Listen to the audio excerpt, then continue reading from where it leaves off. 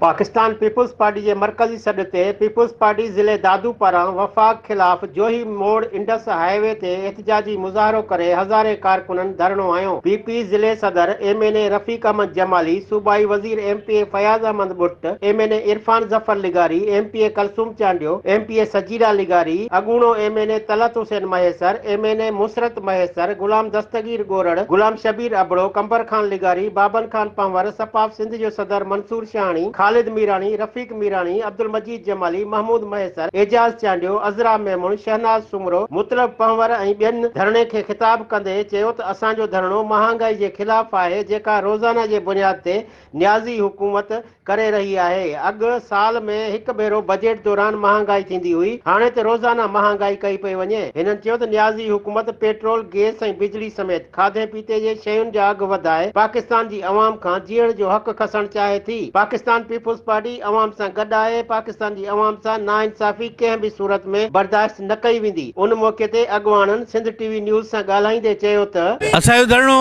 इन महांगाई जे ख़िलाफ़ आहे जेका रोज़ाने जी बुनियाद ते थिए पई, छाकाणि त हूं त महांगाई बजट में थींदी हुई, हिकिड़े साल में हिकु दफ़ो थींदी हुई, पर हे रोज़ानी जी नई बजट आहिनि फेडरल गवर्नमेंट जी जेका पेट्रोल जी सूरत में, गैस जी सूरत में या रोज़मर्रा जी जेके शयूं आहिनि उन्हनि जी सूरत में थिए पई।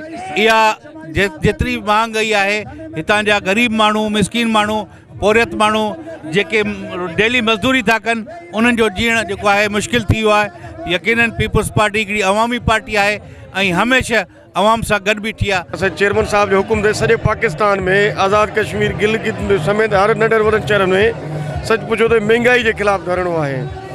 चेयरमैन साहब जे हुकुम ते जीअं हुकुम कंदो असां उन ते असां अमल कंदासीं।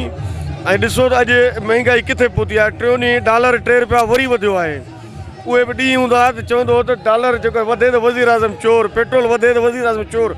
अॼु पाण साबित पियो करे त हीअ ऐं हिन जी कैबिनेट सॼे सभु चोर आहिनि। तव्हां ॾिठो त नेब में बि जेका इस्लाह कया अथनि उहो बि पंहिंजे बचाव ख़ातिर कया अथनि। ऐं ॾींहों ॾींहुं महांगाई थी वञे, तब्दीली उहा खपे जेका वज़ीर आज़म बिलावल जी सूरत में ईंदी।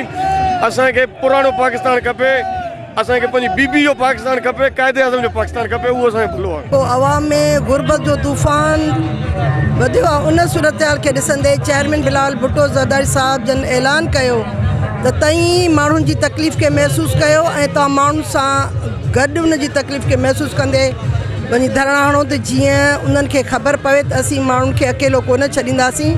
पोइ उहो चाहे पेट्रोल वधण जी सूरत में हुजे, बिजली जी क़ीमत वधण जी सूरत में हुजे या जेके बि इन्हनि गैस, पेट्रोल ऐं हर लिहाज़ सां माण्हुनि खे किथां खां खणी वञी पहुचायो, उन्हनि सभिनी ॻाल्हियुनि खे नज़र में रखी करे इहे असीं अॼु सरापा एहतजाज आहियूं। ऐं हींअर दादू में जेको धरणो आहे, न सिर्फ़ु दादू में बल्कि पूरी सिंध, पंजाब, सरहद, बलोचिस्तान सभिनी मुल्क जे हर हिकु हिसे डिस्ट्रिक्ट वाइज़ ही धरणा शुरू थिया आहिनि।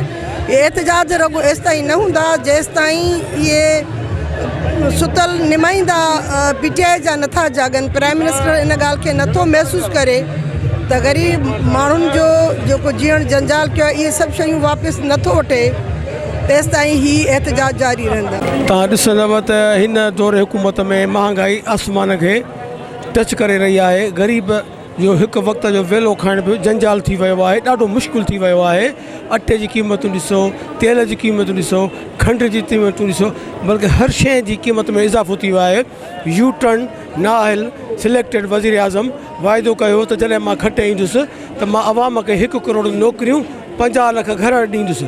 तव्हां ॾिसो त उन मां कंहिं माण्हू खे नौकरी ॾिनी त न वई आहे, बल्कि बेनज़ीर भुट्टो जी हुकूमत में ॾिनल नौकरियूं 14,000 माण्हुनि खे बेघर कयो वियो आहे, नौकरी न कढियो वियो आहे।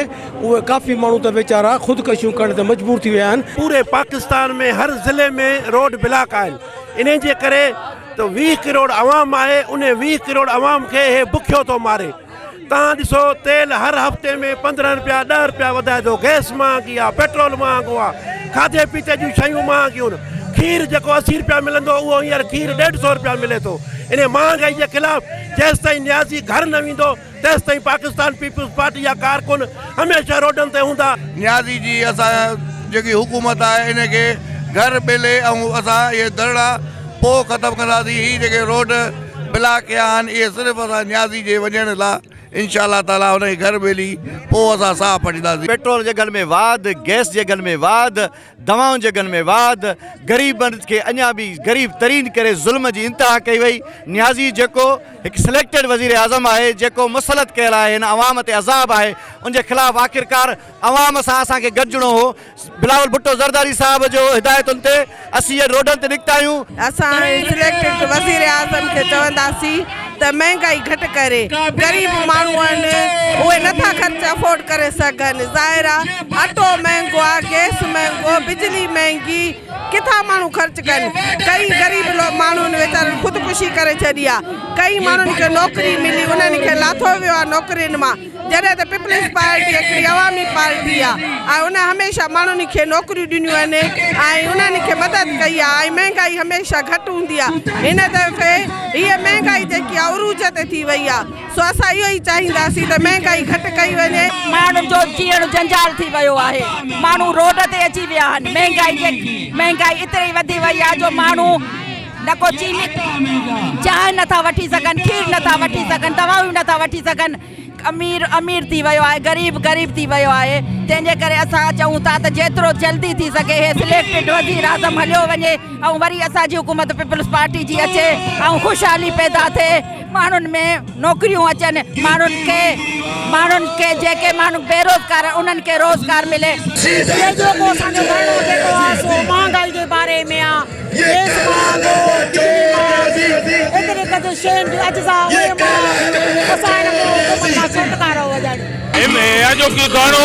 इमरान न्याज़ी जी वधि में वधि महांगाई जे ख़िलाफ़ धरणो आयो आहे। इंशाअल्लाह ताला इमरान न्याज़ी खे लाहे दम वठंदा। चोट महांगाई हिननि करे छॾी आहे, ग़रीब ते छा पर मिडिल क्लास आवाम जी बि तबिके जी बि रड़ियूं न किरी छॾियूं आहिनि। हिननि मां असां जल्द हिननि खे निजात दिलाईंदासीं ऐं असां चेयरमैन साहब जे हुकुम ते इस्लामाबाद मार्च करणो पियो, जिते हुकुम कंदो हुते धरनो हणंदासीं। पीपल्स पार्टी जे जालन वफ़ाक़ ऐं इमरान न्याज़ी हुकूमत ख़िलाफ़ शदीद नारेबाज़ी कंदे चयो त महांगाई खे रोकण ऐं रोज़ाना पेट्रोल, बिजली ऐं गैस जा अघ वधाइण ख़िलाफ़ पाकिस्तान पीपल्स पार्टी अवाम सां गॾु रोडनि ते बीठल आहे। जेसिताईं पेट्रोल, बिजली, गैस ऐं ॿियनि शयुनि जा अघ न लथा वेंदा तेसिताईं धरणनि जो सिलसिलो जारी रहंदो। कैमरामैन शहज़ाद चांडियो सां गॾु वली चांडियो, सिंध टीवी न्यूज़ दादू।